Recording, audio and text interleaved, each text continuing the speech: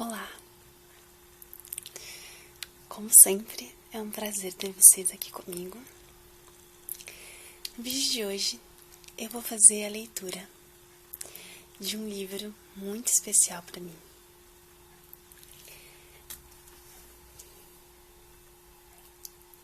É esse aqui. Ele se chama Faetonte. É um livro de mitologia grega. Esse livro eu ganhei quando eu era bem pequena. Não me lembro exatamente quantos anos eu tinha, mas eu só sei que eu fiquei encantada. Primeiro, com o tamanho dele. É bem grande. E segundo, com as imagens. Eu não me lembro se eu cheguei a ler ele quando era pequena, mas eu ficava encantada com as imagens que tem aqui dentro.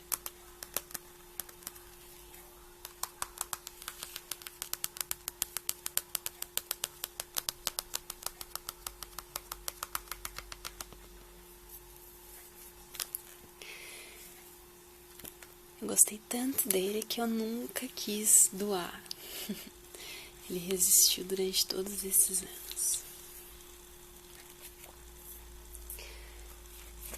Esse livro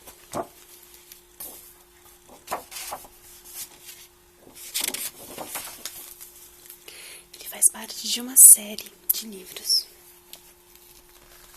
uma coleção de mitologia grega. Então,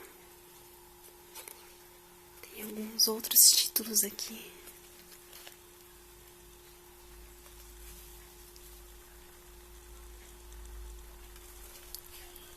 É bem legal.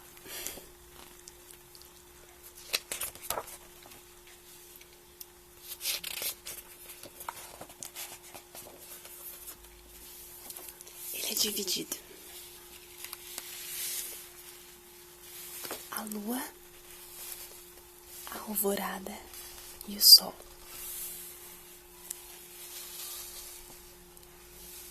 Dionísio e Pan.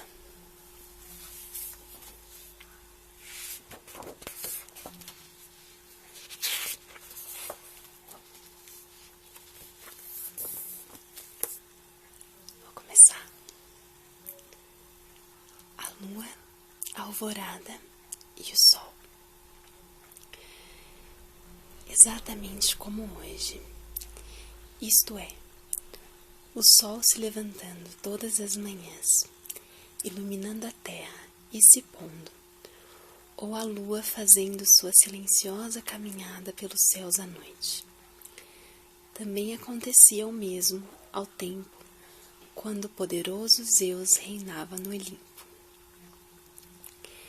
Era também assim que acontecia quando os deuses viviam subordinados ao temível Cronos, ou mesmo ainda mais atrás, ao tempo em que Urano era o primeiro e único senhor do mundo. Isso porque as coisas têm sido dessa maneira na Terra e sempre haverão de ser. A única diferença é que naquele tempo os homens pintavam os acontecimentos com as cores de sua imaginação. Eles transformavam a lua, a alvorada e o sol em figuras humanas, consideradas como deuses poderosos. Segundo contavam, os três eram irmãos. Pais tinham como pai o titã Hipérion e como mãe Teia. A história diz que Selene, a deusa da lua, usava um longo vestido branco e saía à noite em um carro puxado por bois de chifres encaracolados. Durante a noite silenciosa, ela vagarosamente atravessava o céu entre as nuvens, iluminando com sua repousante luz prateada a terra lá embaixo. Entretanto, no belo e cândido rosto de Selene havia traços de uma grande tristeza. é que a deusa vivia chorando seu eterno amado, Endymion, aquele que não podia falar e nem respondia a seus apelos, pois vivia mergulhado em um sono eterno. É que Endymion, tão belo quanto os deuses, havia pedido ao poderoso Zeus que caísse em um sono eterno para nunca envelhecer. Por isso, o Senhor do mundo ordenou a Hipnos, deus do sono, que lhe concedesse tal desejo. Agora, o jovem dormia para sempre, mas nem por esse motivo Selene deixava de amá-lo. Todas as noites ela ia acariciar-lhe o rosto com seus dedos prateados e murmuravam-lhe aos ouvidos ternas palavras cheias de tristeza. Ela sabia que o amado jamais voltaria a abrir os olhos, nem jamais despertaria para dizer-lhe que a amava. Esse era o motivo da amargura e da palidez de Selene. A irmã de Selene, Eos, a deusa da alvorada, possuía dedos cor-de-rosa.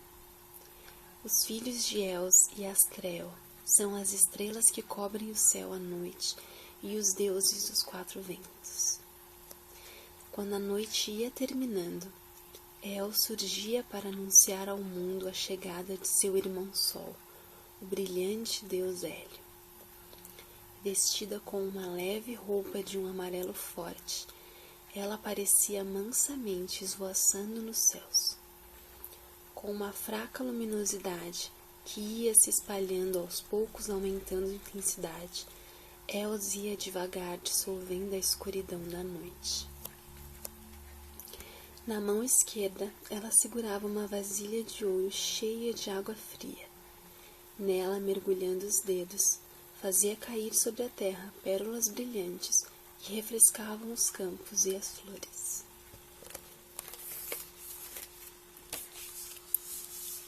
Aqui está Eos.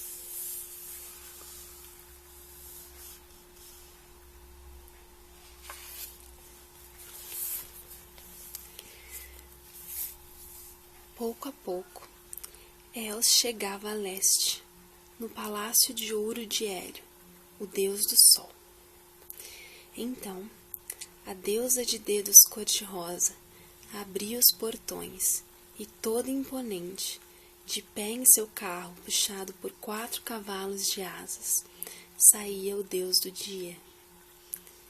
Pouco a pouco, o carro erguia-se do chão e Hélio, radiante e majestoso, aparecia acima do horizonte para iniciar a jornada de mais um dia.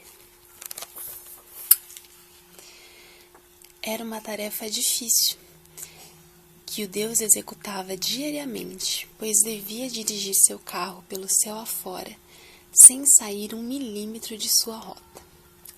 Em seu caminho, ele passava por monstros e animais apavorantes, como o escorpião, o caranguejo e o leão. O deus, porém, não tinha medo e continuava a viagem, seguindo a trilha das rodas do carro em sua diária viagem através dos céus. Nenhum monstro jamais havia se atrevido a cruzar o caminho de Hélio para assustar-lhe os cavalos. Eles sabiam que, se assim fizessem, seriam destruídos pelo fogo do deus do sol. Por isso, Hélio viajava tranquilo e feliz da vida pela mesma rota de sempre naquela tarefa de todos os dias. Ele sabia que viajando espalhava luz a toda a volta, aquecia a terra e dava vida às criaturas. Aos poucos, o dia ia chegando ao fim e o carro de Hélio abaixava-se cada vez mais.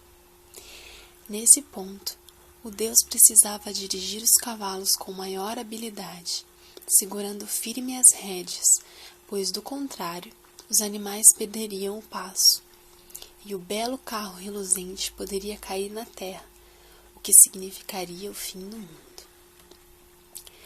Hélio se mostrava em sua maior majestade quando se aproximava o pôr do sol.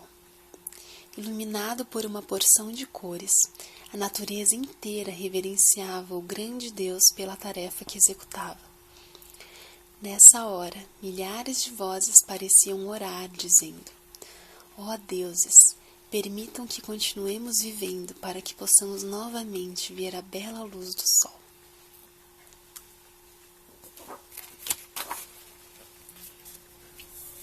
Deus do sol.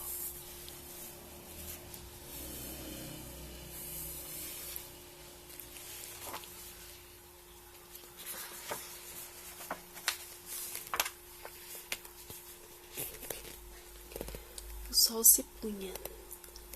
Hélio desaparecia a oeste. Lá longe, além do oceano, perto das Ilhas Fortuna, nos confins da terra. Ali, um barco de ouro esperava para transportá-lo nas rápidas correntes do mar, de volta a seus iluminados palácios a leste. Esses palácios eram obras de Hefestos, que os havia construído com ouro, prata e pedras preciosas. As pedras haviam sido engastadas com tal habilidade que brilhavam copiando todas as cores do arco-íris.